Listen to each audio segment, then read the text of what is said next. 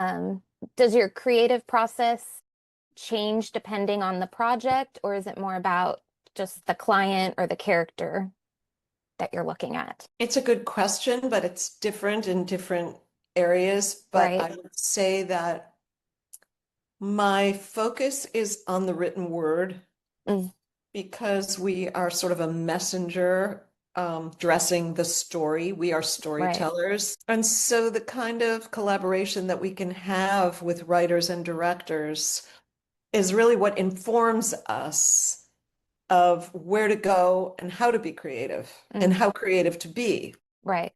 Because every single project requires a different perspective. Sure. And my goal, in a way, and I think being an intuitive is also a very helpful thing to be as a costume designer because Yeah.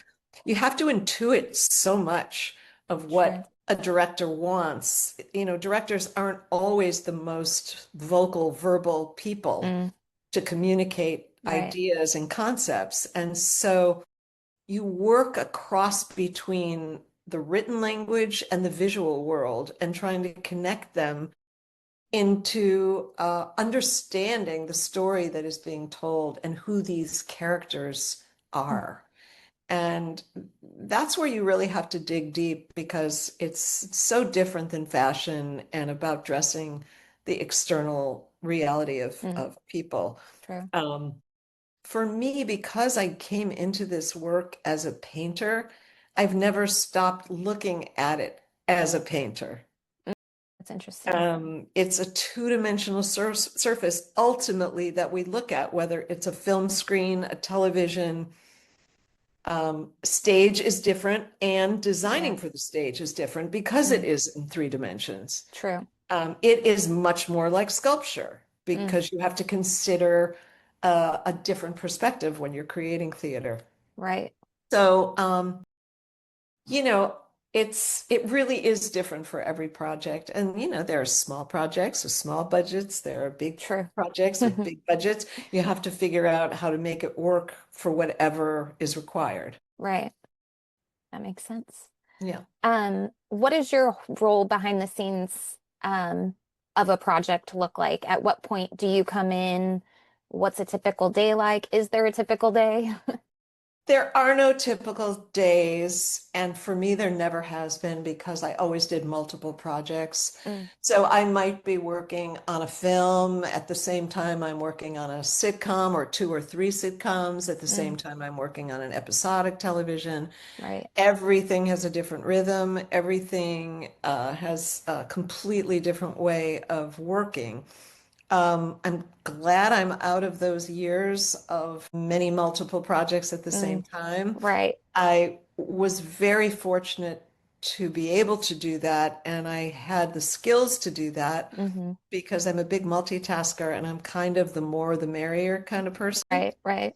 You give me more, I can do more. Yeah. And because I created my cruise to be like my family, since I had to leave my family Mm, to go to work every day, right. um, the crews were my support system. And, eventually all the crews got to know the other crews, and it was like one big happy family. So I couldn't really stop doing all those projects because if I Right. stopped doing the projects, the people I loved wouldn't have work. Yeah. So, Yeah. it started with two projects at the same time, then let's try three, let's try four. But because I had such a great support system of Mm, these people that I could spread out like a cobweb true. to manage, Mm, I was able to do that. that's awesome. Now, you would think, I mean, after 37 years, it's finally I can do one project at a time. Sometimes two, Right. I'll overlap, but I'm always doing things also, like writing books and Right. doing And you stuff. teach as well now And I too, right? teach, right? So I've always got a lot going on. And Right, right. it's fun now with the book. I feel like I'm entering a different universe because Mm, it's so interesting. Having the book opens up a lot of possibilities for me of right. things I can do in terms of speaking and Mm, teaching. And true. I've been going to invited to film festivals to be on Okay. juries and teach classes. And That's awesome. it's been amazing, really. So Yeah.